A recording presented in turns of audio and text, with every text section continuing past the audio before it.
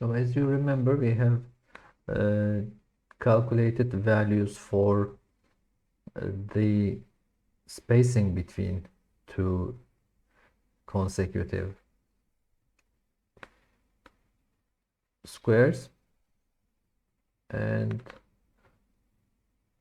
in between those squares we had this spacing variable which was recalculated in the execution of our program, during the execution of our program. So it goes from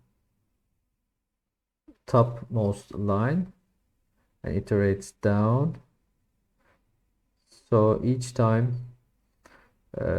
we make a call to draw a square and move back, we alter the spacing and size variables, we change their values and pass those new values to the next call of this same function.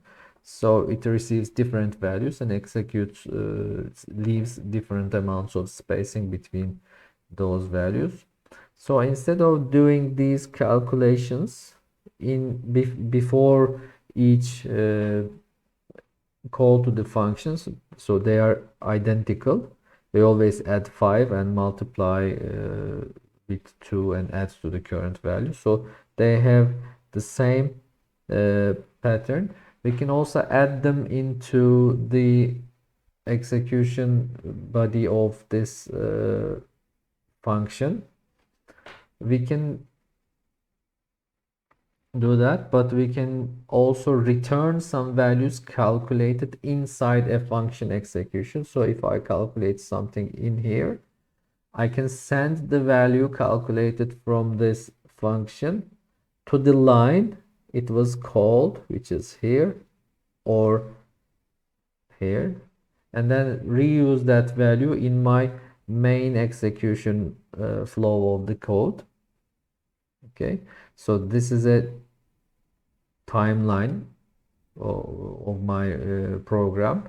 In this timeline, I have made calls to these functions. They did their own job, okay, executing these functions, and then they finish. As soon as they finish, they continue with the next line on my program. In that line, I can receive a value sent or calculated by this function and use that value in my main flow, in the remaining part of my program. How can we do this? I improved my drawing skills, by the way, simply by learning some shortcuts of how I can erase the entire screen. So we have our common functions for drawing a square and moving the turtle back. We have modified this part of our code, draw a square and move back, which also receives a square color, size of the square, space between the squares, and then just make it smaller, and then it makes a calculation for the next square. Okay, it uses these values it received from the earlier execution, and then it makes this new calculation, size of the square plus 2 times space between squares, which looks identical to this one. Size is size plus 2 times spacing. So it makes a new calculation, new size, to be size of the square which it received as a parameter, and it is, as you see, the size, it is passed as a parameter to that function, so it receives this. In this case, size is 100, it is passed as the size, and then draw a square and move back function is called with this size value, which is 100. Using this 100 value, it calculates a new size for the next square 2 times space between squares is so it was 5 initially. Actually it is set as 5 and it is increased to 10 before calling, so this becomes 10. So we have 20 units of spacing plus the current size of the square. The new size becomes 120 in this case.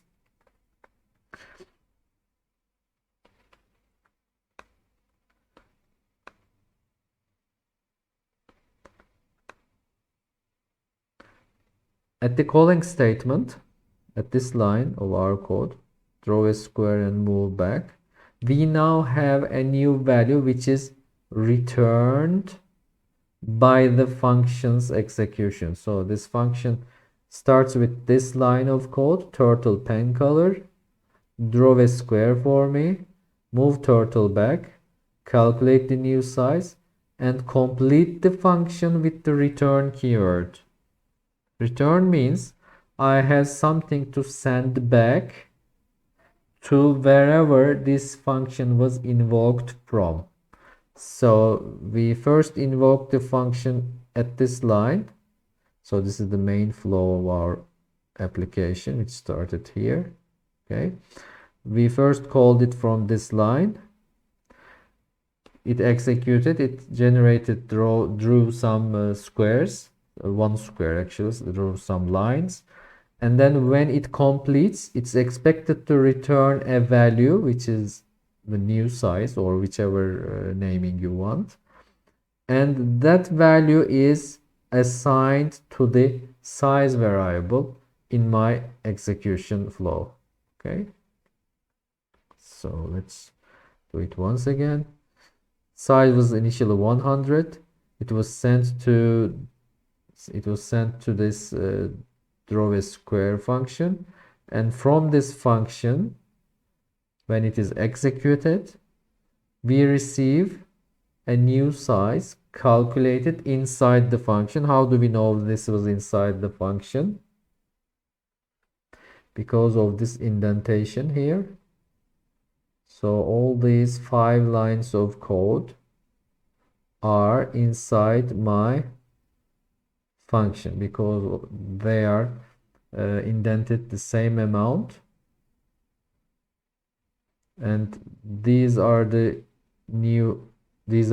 original flow of my application. It started at this line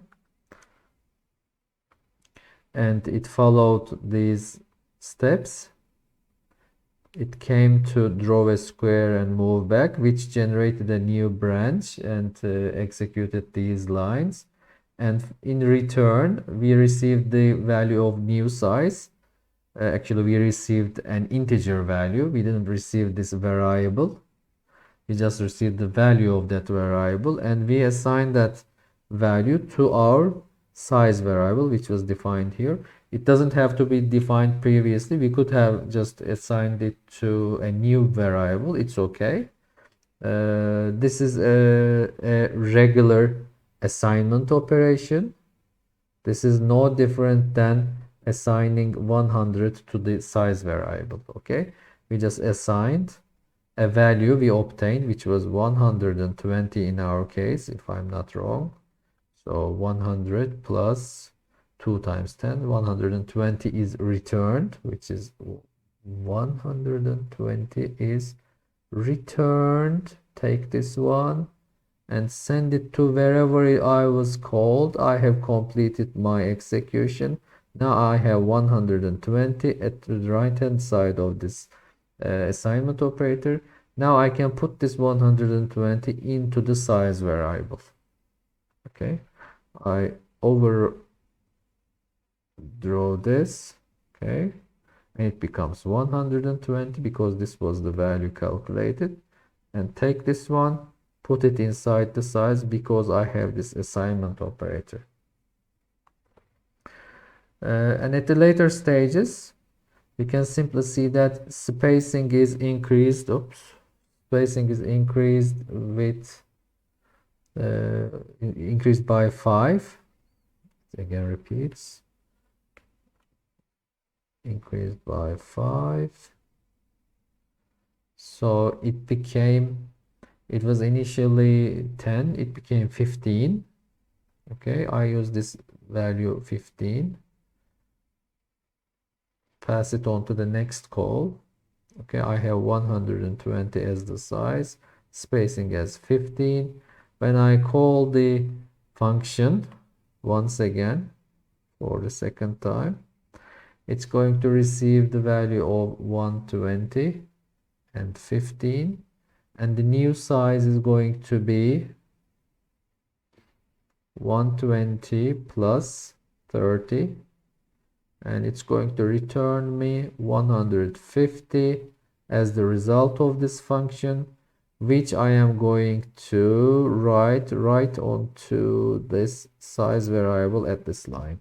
Okay, when this one completes execution, it returns the value 150, which is calculated here, and the return is a keyword that is an operator keyword that we can use to assign the values or return the values to be used.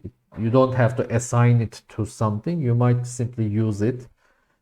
Think of this as draw a square and move back. Let me open this example and work on it for you. Draw squares with functions. I might simply output the value of the last call without assigning it to a variable +5. You can simply print this value. But whenever you make a call to draw a square for me, it's going to draw one and then generate a new size and return that value. So you might change this final line as the one I have just written. It's going to draw the pink square, and then it's going to display the value returned by that function, adding 5 extra units. So instead of 120, we are going to see 125 on our terminal screen. We are not going to assign. So you don't have to assign the value returned by a function. That's what I'm trying to emphasize. Although it doesn't look very clever here, I think you all got the idea. So there's one note I have here. Some of your friends from earlier semesters had difficulty in understanding. Print and return are different operators. Print is a function that you can use to output values on your terminal screen. But return is an operator that you can use to either send a value from inside a function. So this is the inside of our function. You can use the return to send some values. You can send multiple values actually from a function in Python. Maybe not in other languages, but Python supports sending returning multiple values. Return is used for taking something calculated inside a function body and sending to the calling line of statement. But print is used for immediately outputting the result. So if you return a value, it's not going to be printed displayed on the screen until you make a print call, to the print function. So the distinction is important. If you have any difficulty, you can simply refer to this part of the material, and you're always free and welcome to ask questions about the parts that you don't understand. It might take multiple rounds of revisiting these materials or other sources. Once you get the grasp of the programming ideology, it's going to be very simple, very straightforward for you all. This is what happens after the third or fourth week of the course usually. So try drawing these rectangles and try drawing these tilted squares that you initially rotate your turtle and then continue with the regular square drawing process. You can also use the math library by import math so that you can draw an envelope. If you need the square root function, it's the sqrt and given amount of distance that you want the square root of. So there are many other functions in the math library that you might want to look up in Python reference library. Just search web and you'll have tons of resources. So I think that's the end of this chapter that you can find the summary of. I'll see you in the next chapter.